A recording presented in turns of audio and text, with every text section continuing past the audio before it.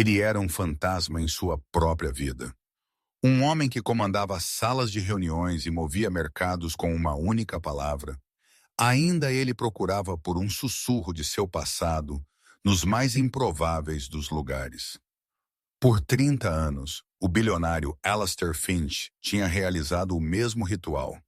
Nos mais exclusivos restaurantes do mundo, de Paris a Tóquio, ele pediria sua refeição não na língua local, nem no inglês da rainha, mas em uma linguagem privada, fraturada, forjada no fogo de uma tragédia de infância. Era uma linguagem de dois, e por décadas ele era o único restante para falá-la. Até esta noite.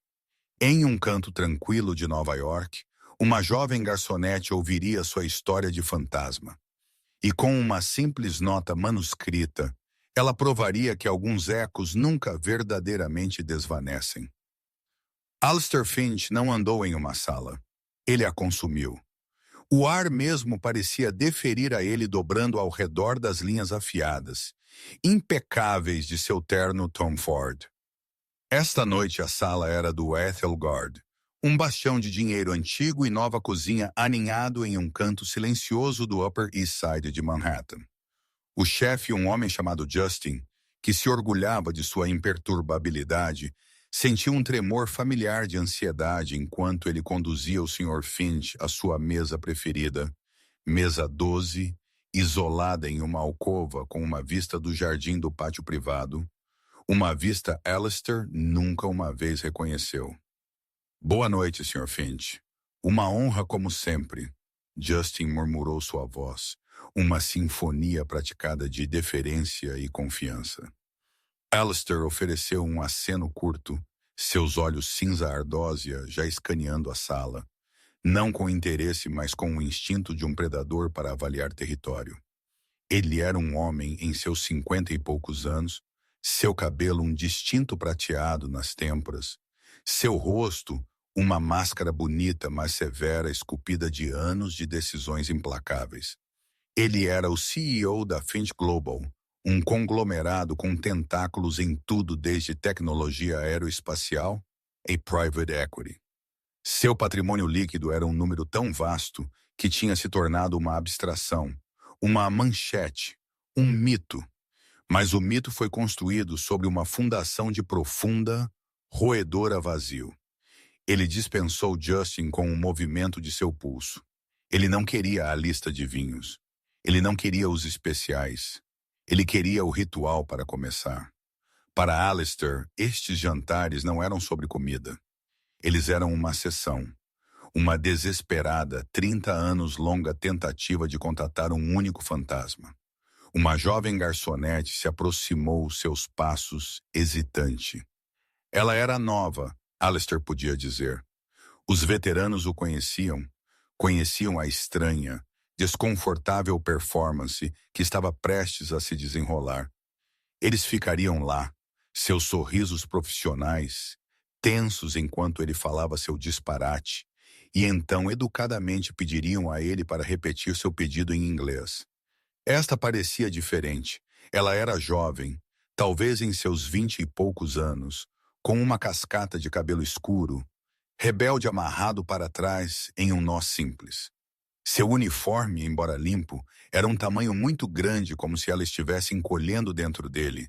Mas foram seus olhos que prenderam o olhar de Alastair por uma fração de segundo mais do que o usual. Eles eram uma profunda, surpreendente tonalidade de safira, e eles continham um cansaço que parecia longe demais antigo para seus anos. Não havia admiração neles, nenhum reconhecimento do titã da indústria diante dela. Havia apenas observação. Boa noite, senhor. Meu nome é Helena. Posso lhe trazer algo para começar com...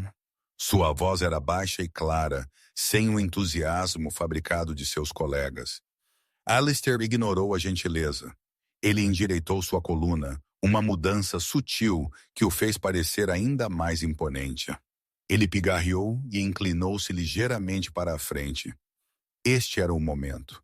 A esperança tão tola e tão persistente piscou dentro de seu peito. Ele começou a falar. Os sons que deixaram seus lábios não eram alemão, não verdadeiramente. Eles eram um eco, uma memória de uma linguagem, um dialeto privado forjado entre duas crianças nos frios quartos cavernosos de um orfanato esquecido na Berlim pós-guerra. Era uma sequência de sons guturais melódicos, uma canção de ninar sobre um pássaro prateado e uma estrela caída torcida em um pedido por um bife nova-iorquino mal passado com um acompanhamento de aspargos. Ele falou as palavras exatamente como tinha por 3 décadas. A cadência, o sotaque infantil específico na palavra final, a ligeira pausa antes do pedido por vegetais. Era uma fechadura e ele estava procurando pela única outra pessoa na Terra que segurava a chave. Lena ficou perfeitamente imóvel. Seu rosto permaneceu impassível, uma máscara de neutralidade profissional. Mas Alistair, um homem cuja fortuna foi construída em ler as microexpressões de seus rivais através de uma mesa de reunião, viu-o. Um piscar, um minúsculo, quase imperceptível alargamento daqueles olhos de safira. Uma súbita, nítida inspiração tão silenciosa que foi pouco mais do que uma perturbação no ar. Cada outro garçom ou garçonete em sua memória tinha mostrado confusão, embaraço educado ou ocasionalmente um piscar de alarme. Eles sorririam desajeitadamente e diriam: "Sinto muito, senhor, eu não falo alemão. Poderia você talvez apontar para ele no menu?" Lena não fez nenhuma dessas coisas. Seu olhar permaneceu preso no dele. E por um segundo aterrorizante e emocionante, Alistair sentiu-se visto. Não como um bilionário, não como um cliente, mas como o menino que tinha inventado aquelas palavras. Ela manteve seu olhar por outro momento, então deu um pequeno, quase imperceptível aceno. Ela não disse uma palavra. Ela simplesmente virou em seu calcanhar e andou em direção à cozinha, suas costas retas, seus movimentos deliberados. Alistair sentou-se, seu coração martelando contra suas costelas. Um pavor frio misturado com uma esperança ardente, desconhecida, o invadiu. Ele tinha visto algo. Ele tinha certeza disso. Mas o quê? Era reconhecimento? Era meramente surpresa com seu comportamento bizarro, melhor controlado do que a maioria? Ele agarrou o talo de seu copo de água, seus nós dos dedos brancos. Os minutos se estenderam em uma eternidade. Ele observou as portas da cozinha esperando que ela retornasse com um gerente, talvez até segurança. Mas quando ela emergiu 10 minutos depois, ela estava carregando uma bandeja de prata. As mãos de Lena estavam firmes enquanto ela colocava a pequena cesta de pão de cortesia e um prato de manteiga de ervas na mesa. Seus movimentos eram graciosos, econômicos, traindo nada da turbulência que rugia dentro dela. Os sons que Alistair Finch tinha feito não eram apenas palavras. Eles eram uma chave girando em uma fechadura profunda dentro de sua alma, uma fechadura que ela nem mesmo sabia que existia. Eles eram a melodia das canções de ninar de sua mãe, os sussurros meio lembrados de um passado envolto em segredo e medo. Ela tinha sido avisada sobre isso. Há um homem, sua mãe Annalise tinha lhe dito, sua voz fina e rouca naqueles dias finais. Ele pode procurar por mim. Ele falará a linguagem do pássaro prateado. Não confie nele. Ele é de um mundo que nos expulsou. Mas se você estiver um dia em verdadeiro perigo, se você não tiver para onde se voltar, ele é o único que pode ouvir. Ele é uma parte da história. Sua mãe nunca tinha explicado qual era a história. Ela tinha vivido sua vida como uma fugitiva, movendo-os de cidade em cidade, sempre olhando por cima do ombro. Lena, ou melhor, Clara, pois esse era seu nome real, tinha aprendido a ser invisível, a mudar sua identidade tão facilmente quanto se troca um casaco. Após a morte de sua mãe de uma doença súbita 2 anos atrás, Clara foi deixada com nada além de uma montanha de dívidas, uma caixa de fotografias desbotadas e um aviso sobre um homem que falava uma língua de fantasma. Trabalhar no Eitelgard sob um nome falso era apenas mais um passo em uma vida de cautelosa sobrevivência. E agora o fantasma tinha entrado, Alistair Finch. Ela sabia o nome, claro. Ele estava estampado nas notícias financeiras, um sinônimo de poder e riqueza. Ele não era nada como a figura sombria dos avisos de sua mãe. Ele era sólido, real. E ele sentou-se diante dela, seus olhos frios rastreando cada movimento dela esperando. Enquanto ela colocava o pão em sua mesa, sua mente corria. O aviso de sua mãe era claro. Não confie nele. Mas assim era o adendo. O único que poderia ouvir. Clara estava em perigo.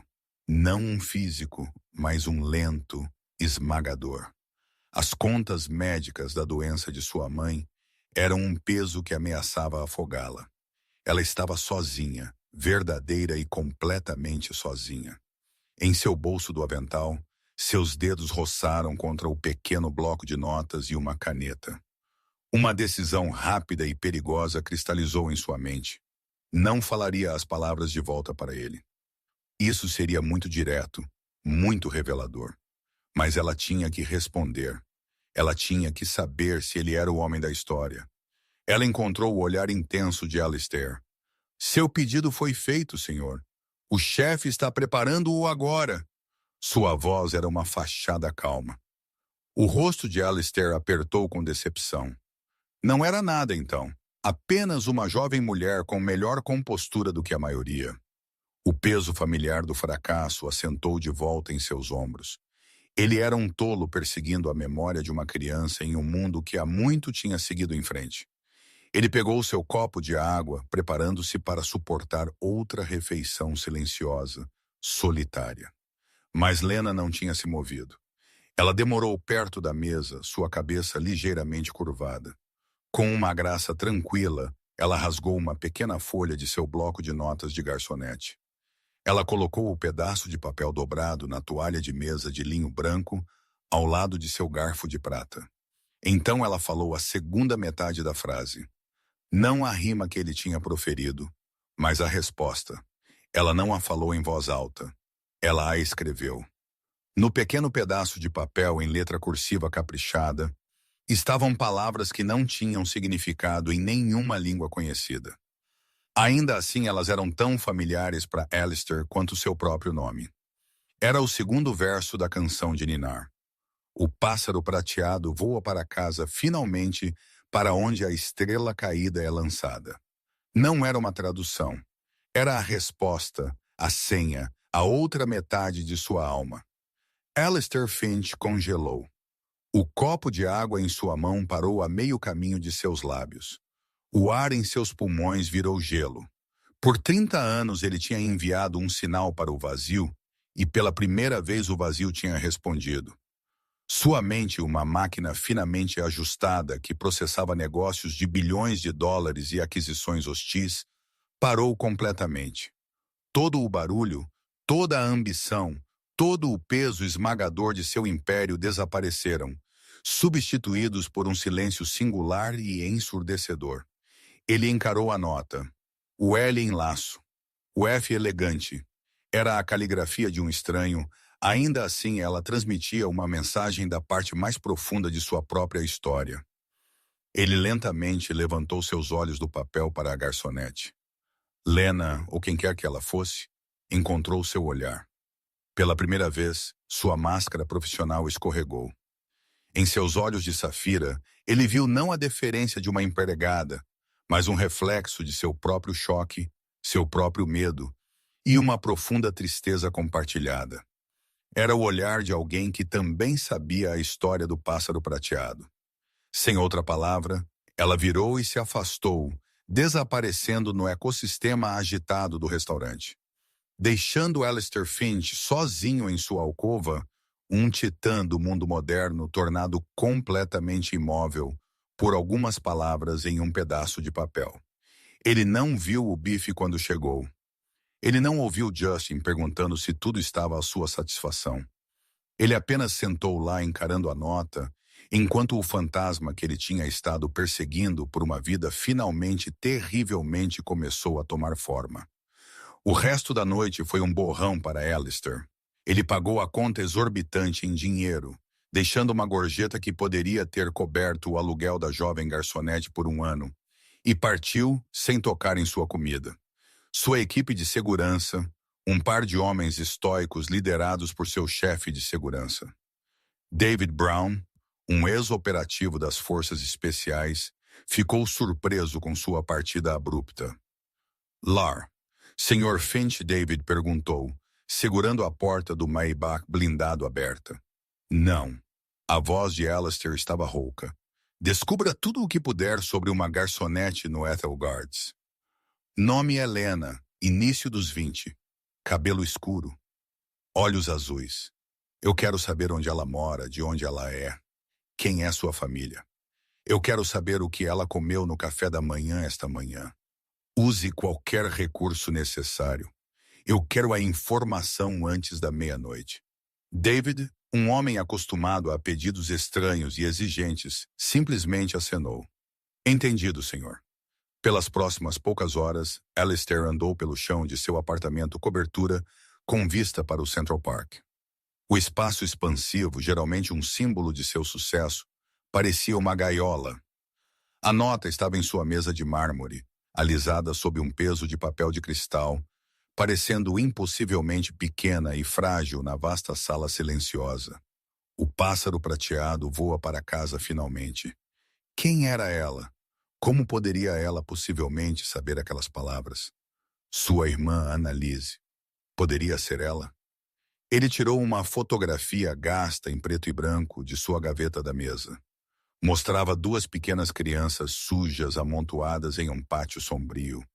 Um menino com olhos ferozes, determinados, e uma menina alguns anos mais nova com um sorriso radiante e olhos da cor de um céu de verão. Annalise. Ela teria 53 agora.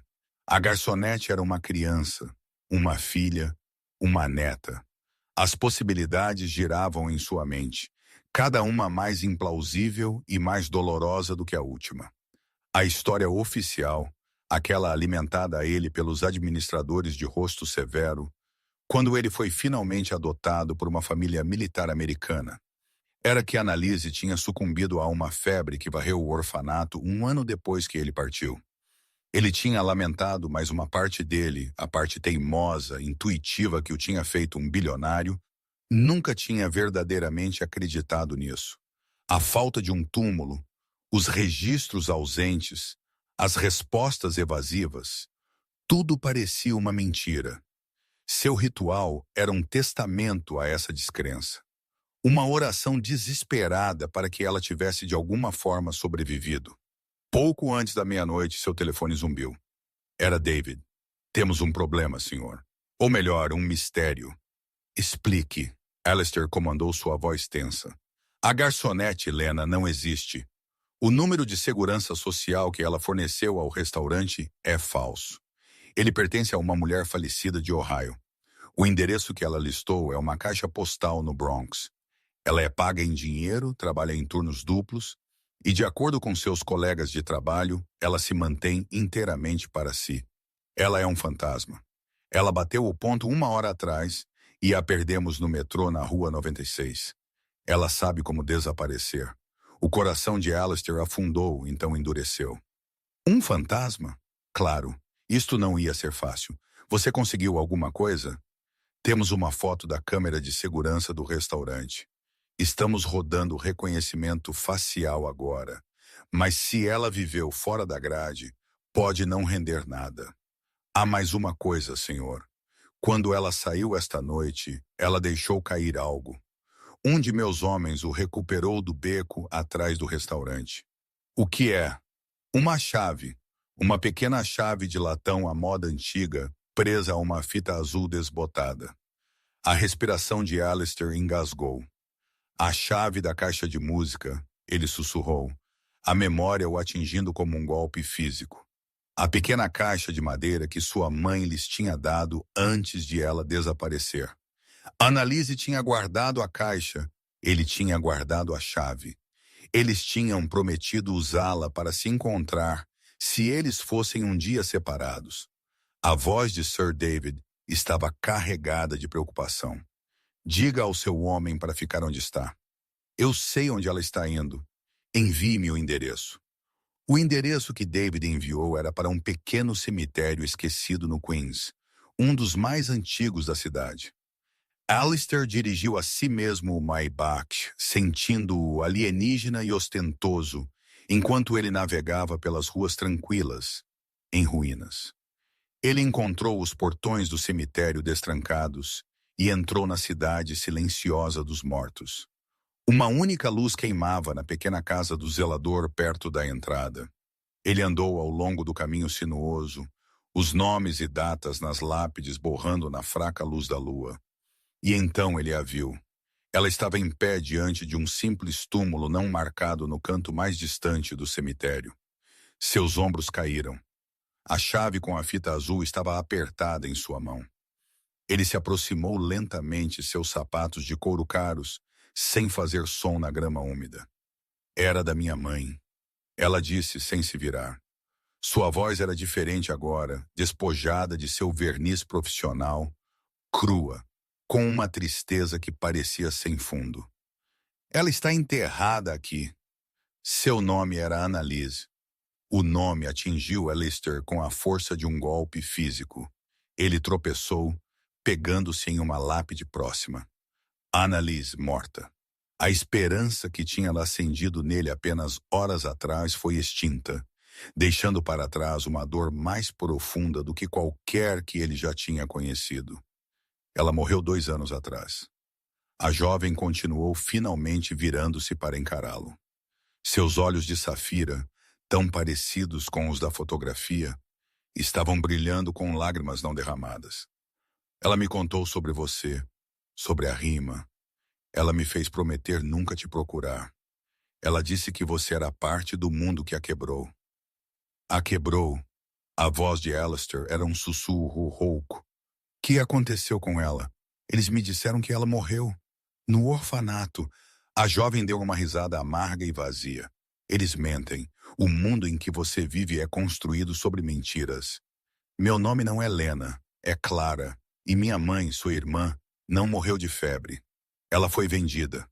O ar no cemitério estava frio e parado. Cada palavra que Clara falava, pendurada como um sopro congelado entre eles. Alistair sentiu o mundo inclinar em seu eixo. Vendida. A palavra era feia bárbara, uma relíquia de um tempo mais sombrio. Ela não pertencia aqui nesta cidade em sua vida. Vendida a quem ele conseguiu perguntar, sua garganta apertada. A uma família que queria uma serva, não uma filha. Clara disse, seu olhar fixo no pedaço de terra não marcado. Ela não foi adotada como você. Ela foi traficada. Um industrialista rico com conexões ao esforço de reconstrução pós-guerra, um homem chamado Marcus Thorne arranjou isso. Ele facilitou adoções, mas para algumas crianças, as bonitas, as quietas, a papelada, era diferente. Elas foram para lares onde esperavam que elas trabalhassem para serem invisíveis.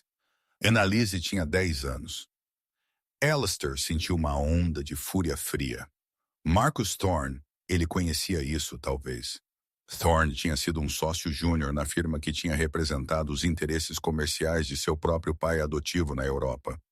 Um homem que ele tinha encontrado algumas vezes ao longo dos anos em galas de caridade, um patriarca charmoso de cabelos prateados, escorrendo cortesia do velho mundo. A ideia era monstruosa.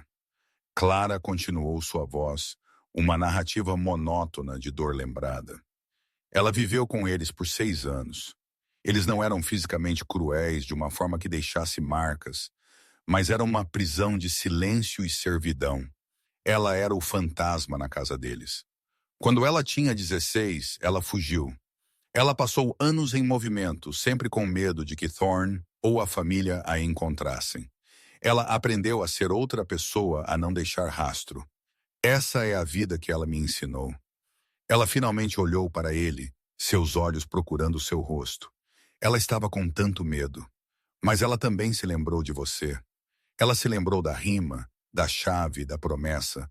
Ela seguiu sua carreira de longe. Ela viu você se tornar este rei. Ela estava orgulhosa, eu acho, mas também aterrorizada. O mundo que te fez rei era o mesmo que a tinha feito escrava. Ela acreditava que o sistema que a tinha falhado Era aquele que você agora comandava. A mente de Alistair girou. Sua vida inteira, seu implacável impulso tinha sido alimentado por um desejo de construir muros tão altos que o caos de sua infância nunca mais poderia tocá-lo. Ele tinha criado um império de aço e vidro, de números e contrato, uma fortaleza de riqueza. E todo aquele tempo, sua irmã tinha estado fora dos muros, fugindo dos mesmos monstros com quem ele agora compartilhava champanhe em arrecadações de fundos. A culpa era uma coisa física, um peso esmagador em seu peito. Por que ela não me contatou? Ele fez a pergunta, carregada de angústia. Eu os teria destruído. Você teria, Clara desafiou sua voz, ganhando uma borda afiada. Ou você teria protegido seu mundo. Marcus Thorne é um de vocês. Rico, poderoso, conectado. Para ela, você era um risco. Um irmão poderoso, desconhecido, era tão perigoso quanto um poderoso inimigo conhecido. E se você não acreditasse nela? E se você pensasse que ela estava apenas atrás de seu dinheiro? E se, para proteger sua própria vida confortável, você fizesse um acordo com Thorne para fazê-la desaparecer para sempre? Ela não podia correr esse risco. Era mais seguro permanecer um fantasma. Cada palavra era um dardo perfeitamente direcionado, perfurando a armadura de seu orgulho, sua certeza, seu poder. Ela estava certa. Ele viu o cálculo frio que ele teria aplicado. Ele teria sido suspeito, cauteloso. Ele teria investigado. E no tempo que levou para ele ser convencido, Thorne poderia ter feito qualquer coisa. Ela deixou isso para você, Clara disse, alcançando o bolso de seu casaco gasto. Ela puxou um pequeno, esfarrapado diário encadernado em couro e o estendeu a ele. Ela escreveu tudo, os nomes, as datas, os lugares, tudo o que ela podia lembrar. Ela me disse para mantê-lo escondido para nunca mostrá-lo a ninguém. Mas ela também disse, se o homem que fala a linguagem do pássaro prateado um dia me encontrasse, e se eu olhasse em seus olhos e visse não um rei, mas o irmão que ela se lembrava, eu deveria entregá-lo a ele. Alistair estendeu sua mão, tremendo enquanto ele pegava o diário. O couro era macio e gasto, as páginas amareladas com a idade. Era isso, a história real. Não a versão sanitizada dos administradores, mas a verdade de Annalise escrita em sua própria mão. O que te fez decidir? Ele perguntou suavemente, sua voz embargada pela emoção. Esta noite no restaurante, o que você viu? Clara olhou para longe em direção ao distante e brilhante horizonte de Manhattan. Por um segundo, quando você falou aquelas palavras, a máscara escorregou. O bilionário tinha ido embora. Eu vi um menino solitário chamando no escuro, esperando que alguém respondesse. Ela finalmente encontrou seus olhos novamente e pela primeira vez não havia raiva, nenhuma suspeita, apenas uma tristeza herdada compartilhada. Ela merecia uma lápide com seu nome nela. Eu trabalho em 2 empregos e ainda não consigo pagar uma. Esse é o verdadeiro perigo em que estou. A lenta, esmagadora pobreza que tenta te apagar para te fazer acreditar que você nunca esteve aqui de forma alguma. Assim como eles tentaram fazer com ela. Alistair olhou do diário em suas mãos para o túmulo não marcado de sua irmã e então para a jovem que ostentava seus olhos. O fogo que o tinha impulsionado a construir um império, a fúria fria e calculista que ele geralmente reservava para a sala de reuniões, agora tinha uma nova direção. Não era mais sobre construir muros, era sobre derrubá-los. Ela terá uma lápide, ele disse sua voz calma, mas cheia de uma aterrorizante resolução, esculpida do mais fino mármore, e seu nome, Annalise Finch, estará nela. E os homens que fizeram isso a ela, eles aprenderão o que significa tentar apagar uma estrela do céu. Alistair Finch não dormiu. Ele retornou ao seu cobertura as luzes da cidade abaixo, parecendo berrantes e sem sentido. Ele sentou-se em sua vasta mesa de obsidiana e abriu o diário de sua irmã. A caligrafia era caprichada no início, então mais frenética em entradas posteriores. A escrita elegante de uma jovem, se tornando o rabisco apressado de uma mulher em fuga. Ele leu por horas as palavras pintando uma imagem de uma vida vivida nas margens.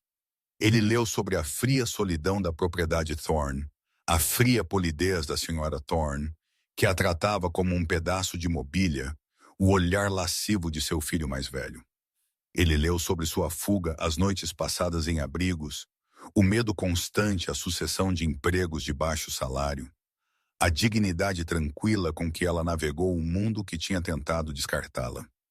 E ele leu sobre o nascimento de Clara, o amor feroz, que tudo consome que Annalise tinha por sua filha, o desejo desesperado de dar a ela uma vida livre dos fantasmas do passado. Ao amanhecer, Alistair tinha terminado. O diário jazia aberto em sua mesa. A dor em seu coração tinha cristalizado em um ponto duro como diamante de pura, fria raiva. Ele pegou seu telefone seguro e fez uma única chamada. David em meu escritório. Agora. David Brown chegou em 20 minutos, seu rosto uma máscara perfeita de profissionalismo, embora seus olhos registrassem o estado cru, desgrenhado de seu empregador. Alistair parecia um homem que tinha ido para a guerra durante a noite. Estou limpando minha agenda para o futuro previsível, Alistair disse, sua voz plana e desprovida de emoção. Todas as reuniões, todas as chamadas. Você e sua equipe estão agora dedicados a um objetivo. O nome dele é Marcus Thorne. Ele empurrou o diário pela mesa. Este é um relato em primeira mão. Eu quero cada alegação nele corroborada. Eu quero uma contabilidade forense completa dos negócios de Thorne, remontando a 1965. Eu quero saber sobre seus serviços de adoção. Eu quero os nomes de cada criança que ele colocou. Eu quero saber onde eles estão agora.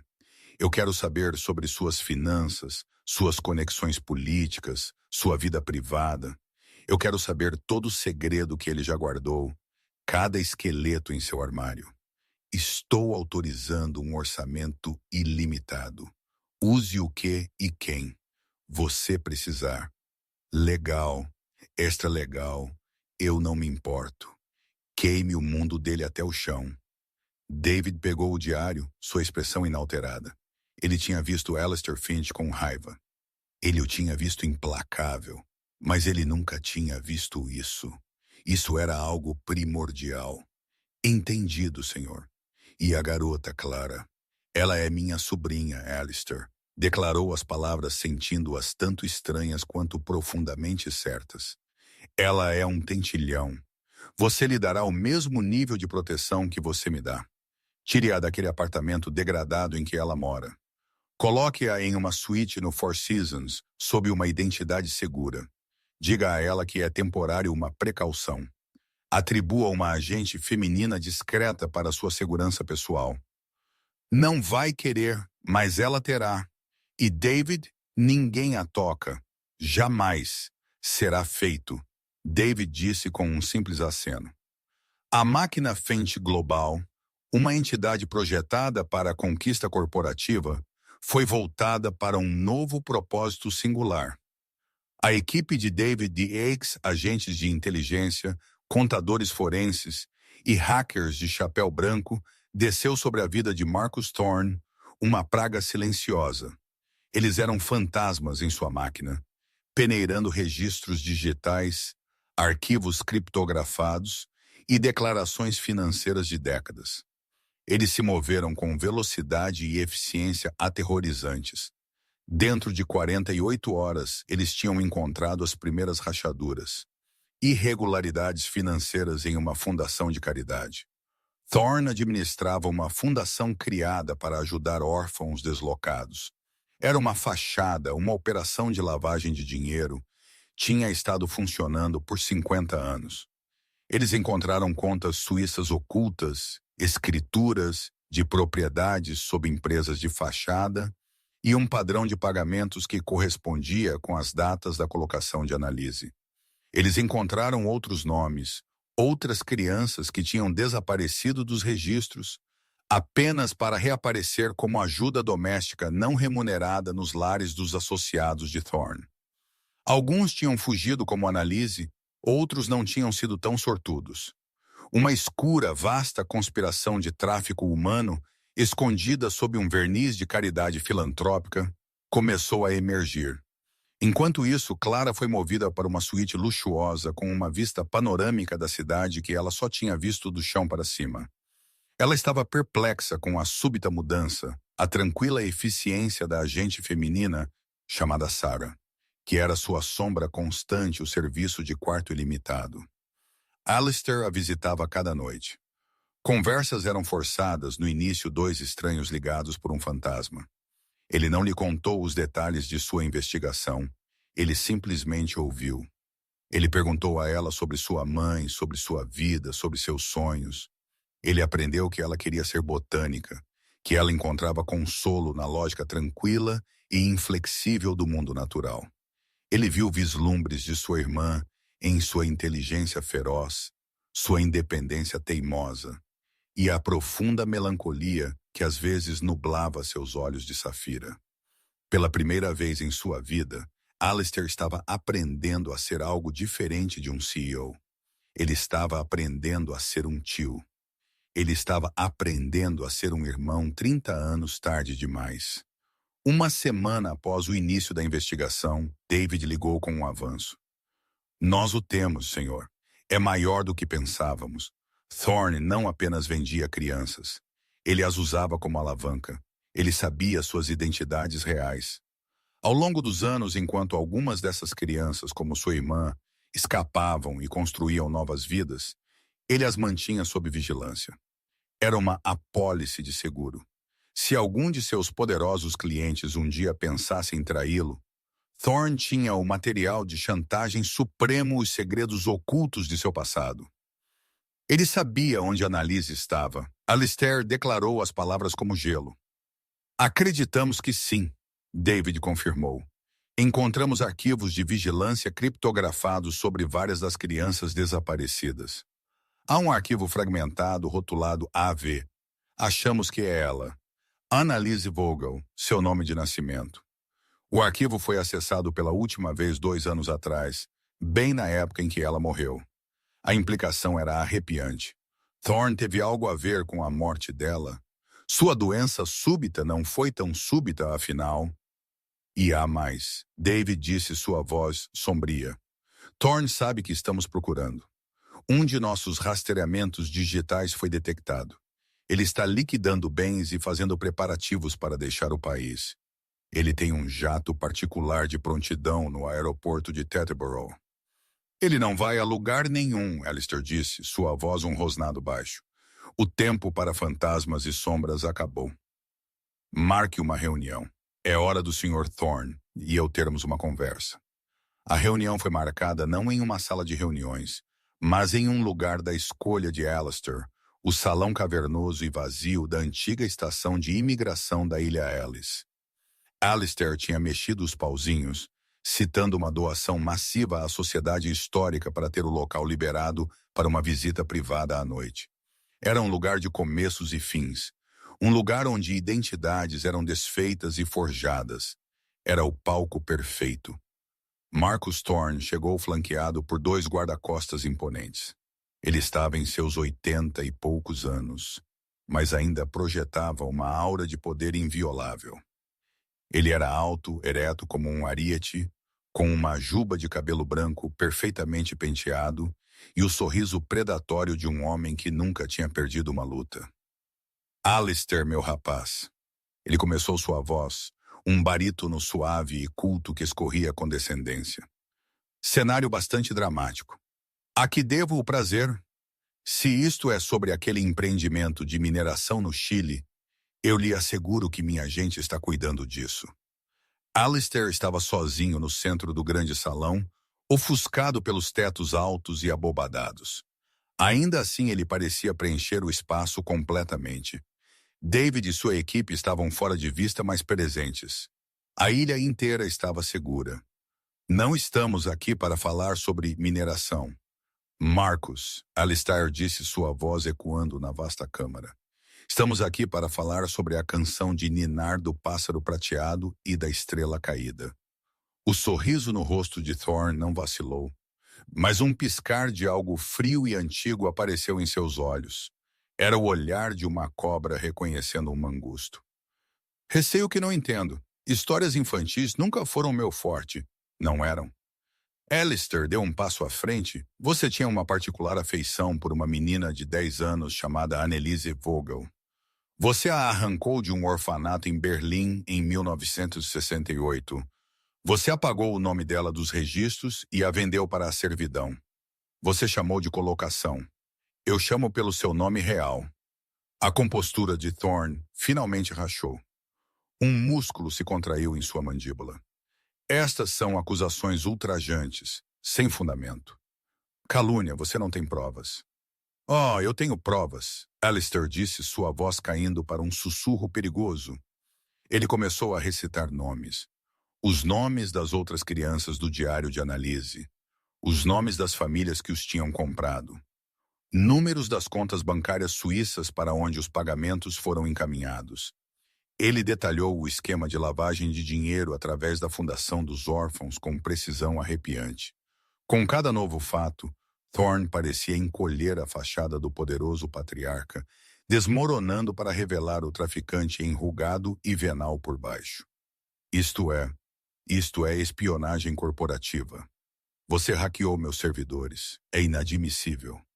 Thorne sibilou sua voz, perdendo seu verniz polido. A evidência não será apresentada em um tribunal, Marcus Alistair respondeu friamente. Não no início. Primeiro será entregue anonimamente às famílias de cada político que você tem em sua folha de pagamento, aos membros do conselho de cada corporação com a qual você faz negócios, aos editores de cada grande jornal do planeta. Seu mundo será desmantelado de dentro para fora. Seu nome se tornará um sinônimo de monstro. Thorne empalideceu, percebendo a natureza do ataque de Alistair. Não era legal, era bíblico. Uma completa e total destruição de seu legado. O que você quer? Thorne cuspiu, seus olhos vasculhando como se procurando uma rota de fuga. Dinheiro. Diga seu preço. O que eu quero, Alistair disse, aproximando-se tanto que ele podia sentir o cheiro do medo no velho. É algo que você nunca poderia pagar. Eu quero minha irmã de volta, mas você não pode me dar isso. Você pode, Marcos. Alistair fez uma pausa, deixando o silêncio se estender. Você a manteve sob vigilância. Minha equipe encontrou os arquivos de vigilância. Você sabia onde ela estava vivendo na pobreza, lutando para criar sua filha. Por quê? Como uma apólice de seguro. Thorne, encurralado e desesperado, finalmente jogou sua última e patética carta. Ele zombou uma lasca de sua velha arrogância, retornando. A garota era uma ponta solta, uma tola sentimental assim como sua mãe. Mas a filha dela, a pequena garçonete, ela ainda é uma ponta solta, não é, Alistair? Uma coisa bonita. Seria uma pena se ela encontrasse um acidente. A cidade é um lugar tão perigoso. Foi o erro fatal final. A mudança em Alistair foi aterrorizante de se ver.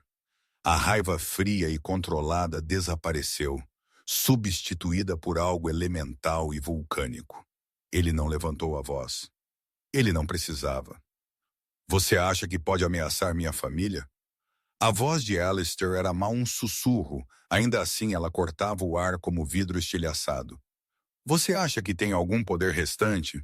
Enquanto temos estado falando, David, meu chefe de segurança tem sido um convidado de seu piloto em Teterboro.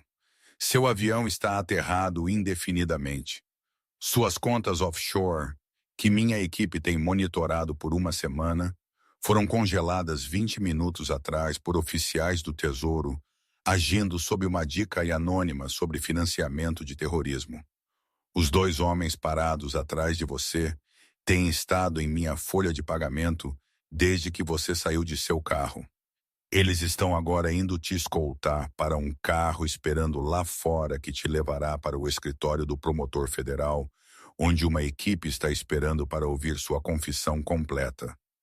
Thorne encarou horrorizado enquanto seus dois guarda-costas davam um passo à frente, suas expressões agora neutras, sua lealdade transferida. Ele estava completamente arruinado. Você é o diabo. Thorne respirou seu rosto lívido. Não, Alistair respondeu, virando as costas para o homem quebrado. Eu sou um irmão, você só nunca entendeu o que isso significava. Ele se afastou, sem olhar para trás, enquanto Marcus Thorne era levado para fora do salão. Seu império virou pó no espaço de uma única conversa. Alistair estava sozinho no grande salão, os fantasmas do passado girando ao redor dele. Não foi uma vitória, foi um acerto de contas. E foi apenas o começo. A queda de Marcus Thorne foi rápida e brutal. A história que estourou não foi de tráfico de crianças pós-guerra. Esse segredo foi enterrado por agora para proteger as identidades das outras vítimas que a equipe de Alistair tinha descoberto. Em vez disso, o mundo conheceu Thorne como o arquiteto de uma massiva fraude financeira, um trapaceiro que usou uma caridade infantil para encher seus próprios bolsos. Seu nome foi desgraçado, seus bens apreendidos, seu legado incinerado. Ele viveria seus poucos anos restantes em uma cela de prisão, um monstro esquecido. Algumas semanas depois, em uma tarde nítida de outono, Alistair estava com Clara no cemitério da rainha. O simples, não marcado pedaço de terra tinha ido embora. Em seu lugar estava uma bela lápide de puro mármore branco. Ela era elegante e discreta, gravada com uma simples inscrição, Annalise Finch. O pássaro prateado está em casa, finalmente. Clara traçou as letras do nome de sua mãe, seu nome real com as pontas de seus dedos. Ela tinha chorado quando ela ouviu pela primeira vez, uma tempestade de dor e gratidão. Agora uma paz tranquila parecia se instalar sobre ela. Ela teria amado. Ela disse suavemente. Obrigado, Alistair. Foi a primeira vez que ela tinha usado seu primeiro nome sem a deferência forçada de uma garçonete ou a distância cautelosa de um estranho. Parecia familiar. Eu lhe devo mais do que uma pedra, Alistair respondeu, seu olhar no túmulo. Eu lhe devo uma vida. Eu passei 30 anos construindo um império, pensando que isso me manteria seguro. Eu nunca percebi que estava apenas construindo uma gaiola maior. Ela era a única que era verdadeiramente livre, Clara. Ela tinha você. Eles ficaram em silêncio confortável por um tempo. O zumbido da cidade, uma canção de ninar distante.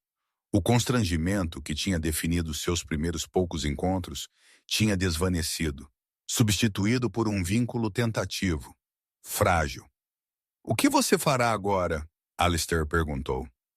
Clara sorriu um sorriso genuíno, radiante que o lembrava tanto da menininha na fotografia. Sarah, meu anjo da guarda, ela disse com uma risada, referindo-se à sua agente de segurança. Mencionou que você estabeleceu uma fundação, o Fundo Anneliese Finch para Ciências Botânicas. Alistair acenou. Ele fornece bolsas de estudo integrais e financiamento de pesquisa. A primeira beneficiária já foi selecionada, caso ela escolha aceitar. O Conselho de Admissões ficou muito impressionado com sua inscrição, que eu tomei a liberdade de submeter. Os olhos de Clara arregalaram, enchendo-se de lágrimas mais uma vez. Mas desta vez, elas eram lágrimas de pura alegria. Você não, eu fiz, ele disse um raro pequeno sorriso tocando seus próprios lábios. Você pode estudar em qualquer lugar do mundo que você desejar. Sua vida é sua, sem mais fugir, sem mais se esconder. Era mais do que o dinheiro ou a oportunidade. Era o presente de um futuro que sua mãe tinha sonhado para ela. Ela deu um passo à frente e pela primeira vez envolveu seus braços ao redor dele em um abraço. Alistair congelou por um momento, a sensação desconhecida de afeto incondicional, o assustando antes que ele desajeitadamente retribuísse o abraço. Ele estava segurando sua família, sua única família. Alguns meses depois, Alistair visitou Clara no extenso jardim botânico da universidade. Ele a encontrou em uma vasta estufa, cuidando de uma coleção de orquídeas raras. Ela parecia diferente, mas feliz. O olhar cansado e assombrado tinha sumido de seus olhos, substituído por uma faísca brilhante de paixão e propósito.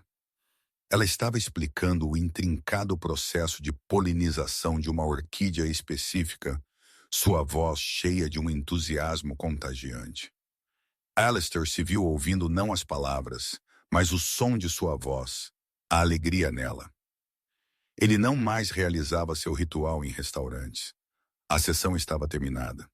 O fantasma que ele tinha estado perseguindo estava em paz, e em seu lugar ele tinha encontrado algo tangível, algo real. Ele tinha encontrado o legado de sua irmã nos olhos brilhantes e inteligentes de sua filha. Ele não tinha encontrado a família que tinha perdido, mas ele tinha começado uma nova. A linguagem privada de duas crianças nascidas de tristeza e perda tinha servido seu propósito. Ela tinha sido uma ponte através de 30 anos de silêncio. Eles estavam aprendendo uma nova linguagem juntos, uma de refeições compartilhadas, não como um ritual, mas como uma família, de conversas tranquilas, de piadas internas, de um futuro compartilhado. Era uma linguagem de cura, e para Alistair Finch, o homem que tinha tudo e nada, era a única linguagem que tinha verdadeiramente importado. A primeira neve da estação caiu na cidade de Nova York, uma suave bênção silenciosa, que abafou o rugido da cidade e revestiu as janelas da cobertura de Alistair em uma camada de renda cristalina. Dentro, contudo, não havia nada silencioso sobre a iminente temporada de férias. Alistair, um homem que abordava cada objetivo com a intensidade estratégica de uma campanha militar, tinha decidido que o primeiro Natal de Clara com ele seria perfeito. E para Alistair Finch, perfeição era uma questão de alocação de recursos. Ele tinha contratado a planejadora de eventos mais procurada da cidade, uma mulher chamada Serafina, que falava em tons baixos e reverentes sobre estética festiva. Consequentemente, o espaço masculino minimalista de sua cobertura tinha sido transformado em um palácio de inverno. Imponentes árvores de abeto, trazidas de avião das selvas da Colômbia Britânica, brilhavam com ornamentos de vidro soprado à mão. Guirlandas de prata e branco teciam pelas vigas, e o ar estava espesso com o aroma profissionalmente curado de pinho-incenso e laranja especiada. Era de tirar o fôlego lindo, impecavelmente de bom gosto, e tão frio e impessoal quanto o lobby de um hotel de luxo. Clara em casa para as férias, depois de seu primeiro semestre triunfante na universidade, estava no centro da sala de estar, parecendo pequena e oprimida em meio ao esplendor. É muito, ela disse, sua voz mal um sussurro. É o melhor. Alistair corrigiu um tom orgulhoso e proprietário em sua voz. Ele segurou um grosso itinerário encadernado em couro. Projeto Knoll. Eu tive minha equipe trabalhando nele por semanas. Partimos na véspera de Natal para um chalé particular em Aspen. Um chefe com estrela Michelin está vindo de Paris para cuidar do serviço de catering. Eu arranjei um instrutor particular de esqui para você e para o dia de Natal. Um passeio de trenó sob as estrelas. Para presentes, eu não tinha certeza do seu tamanho. Então arranjei para uma personal shopper da Bergdorfs nos encontrar lá com uma seleção curada. Ele olhou para ela, sua expressão expectante, esperando pela admiração e gratidão que ele tinha pago tão generosamente para inspirar. Em vez disso, ele viu uma sombra passar sobre seu rosto. A jovem brilhante e confiante que ele tinha visto florescer entre suas orquídeas tinha ido embora, substituída pela cautelosa e reservada Lena do restaurante. Alistair, ela começou sua voz, gentil mas firme. Eu não posso. Sua testa franziu. Há um conflito de agendamento. Posso mover qualquer coisa. O chefe está de prontidão. Não, não é isso, ela disse, torcendo as mãos. Ela respirou fundo, reunindo a coragem para desafiar o titã que a tinha salvo. É só que isto não é Natal, não para mim. Não para minha mãe. Alistair estava genuinamente perplexo. Isto é o que pessoas com meios fazem. É uma celebração. É uma performance. Clara contrapôs seus olhos de safira encontrando os dele. Minha mãe e eu, nós nunca tivemos dinheiro. O Natal era a única época do ano que não importava. Nós tínhamos nossas próprias tradições. Elas eram pequenas. Elas eram tranquilas. Mas elas eram nossas. A mandíbula de Alistair apertou ligeiramente. Um lampejo de seu velho eu imperioso. Ele estava oferecendo a ela o mundo, e ela estava rejeitando por quais memórias de pobreza. Mas então ele olhou para o rosto dela, para a profunda sinceridade e saudade lá, e a dureza nele amoleceu. Ele ainda estava aprendendo esta nova linguagem, a linguagem da família. Conte-me, ele abaixou sua voz agora.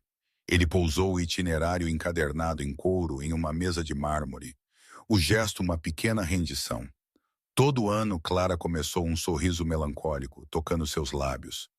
Nós assaríamos Zimtstern, estrelas de canela. Eles são estes biscoitos alemães feitos com amêndoas moídas e merengue. O apartamento cheiraria a canela por dias. Nós faríamos uma bagunça enorme. Havia sempre mais farinha em nós do que na tigela, e enquanto assávamos ela me contaria histórias. Histórias sobre quando ela era uma menina. Sobre você. Alistair sentiu uma pontada aguda e súbita em seu peito. Sobre mim? Sim.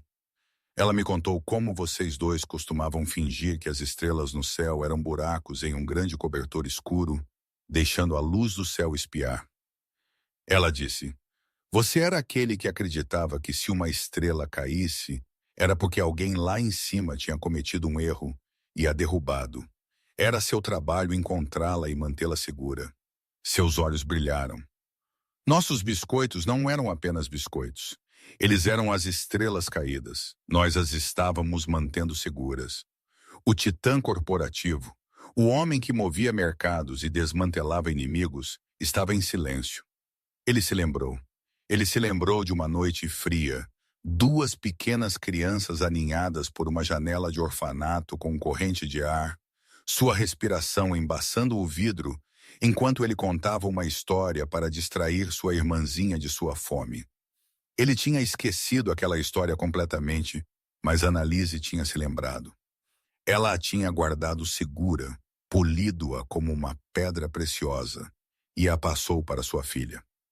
Alistair olhou ao redor para as decorações opulentas e sem alma, para o itinerário inútil e caro. Ele tinha tentado comprar uma memória para Clara quando ela estava tentando compartilhar uma real com ele. Cancele, ele disse, sua voz embargada pela emoção. Ele se virou para sua sempre presente assistente pessoal, que estava pairando perto da porta. Cancele tudo. O jato, o chalé, o chefe. Diga a Serafina que seus serviços não são mais necessários. A assistente piscou, atordoada, mas um olhar afiado de Alistair a fez sair correndo. Ele se virou de volta para Clara. Mostre-me, ele disse. Mostre-me como fazer as estrelas caídas. E assim, 2 dias antes do Natal, a estéril, cavernosa cozinha da cobertura de Alistair Finch foi transformada. Sacos de farinha e amêndoas moídas sentavam-se nas bancadas de mármore italiano. Alistair, desajeitado e fora de seu elemento, usando um avental ridiculamente caro sobre seu suéter de cachemir, lutou para separar claras de ovos. Clara rindo livremente, seu rosto sujo de cacau em pó, o guiou. Pela primeira vez, a cobertura foi preenchida não com o aroma de pot-pourri profissionalmente curado, mas com o cheiro quente e doce de canela e assados. Pela primeira vez, suas paredes ecoaram não com os tons baixos de chamadas de negócios, mas com risadas genuínas. Enquanto eles cortavam as formas de estrela da massa pegajosa, Clara contou a ele mais histórias de sua mãe, pintando um retrato da mulher resiliente, amorosa e engraçada que ela tinha se tornado. Naquela manhã de Natal, não havia montanha de presentes de designer. Havia apenas uma pequena pilha imperfeita de estrelas de canela ligeiramente queimadas em um prato. Clara deu a Alistair uma única página emoldurada de um texto de botânica do século XIX, retratando uma rara flor que floresce à noite. Epiphyllum oxypetalum. Seu nome comum é Rainha da Noite, ela explicou. Ela floresce por uma única noite e então ela se foi. Isso me lembra que as coisas mais bonitas são frequentemente as mais passageiras. Alistair olhou do lindo e delicado desenho para o rosto de sua sobrinha, viva com calor e amor. Ele percebeu que sua vida inteira tinha sido uma busca por permanência, por riqueza, que duraria de um império que perduraria. Aqui, neste momento tranquilo, cercado pelo fantasma de uma memória compartilhada e o cheiro de canela, ele finalmente entendeu. Ele não tinha encontrado sua irmã, mas ele tinha encontrado a estrela dela bem aqui, e desta vez ele sabia exatamente como mantê-la segura. A história de Alistair e Clara é um poderoso lembrete que o passado nunca está verdadeiramente ido. Ele ecoa nas escolhas que fazemos, os segredos que guardamos, as esperanças desesperadas às quais nos agarramos. Algumas palavras faladas em uma linguagem esquecida desenrolaram uma vida inteira de mentiras e trouxeram justiça a uma mulher que foi quase apagada pelo mundo. Ele prova que família não é apenas sobre o sangue que você compartilha, mas sobre as conexões que você recusa deixar morrer, os fantasmas que você recusa parar de perseguir. Ele nos mostra que mesmo em face de riqueza e poder inimagináveis, a coisa mais valiosa que uma pessoa pode encontrar é um pedaço de si mesmos que eles pensavam que estava perdido para sempre. Se esta história de perda, justiça e redenção te moveu, por favor, tome um momento para clicar no botão de curtir e compartilhá-la com alguém que aprecia uma história com uma mensagem poderosa. E não se esqueça de se inscrever no canal e ativar as notificações para que você não perca nossa próxima jornada nos cantos escondidos do coração humano. Obrigado.